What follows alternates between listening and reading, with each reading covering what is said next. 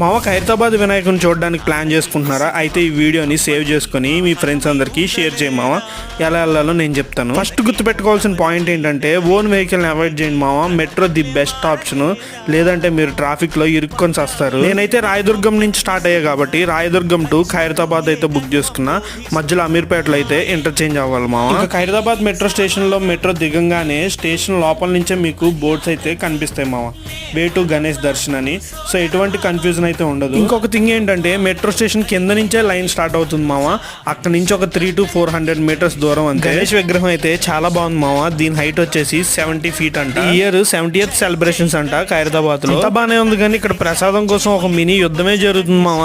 ఎలా అయితేనే నేనైతే నా ప్రసాదం నేను సంపాదించేసా. పులిహోర అయితే సాగొట్టింది, అదిరిపోయింది, చాలా బాగుంది. అలాగే ఇక్కడ స్ట్రీట్ షాపింగ్ కూడా అవైలబుల్ ఉంది మామ. నచ్చితే షాపింగ్ చేసుకోండి. That's it for today.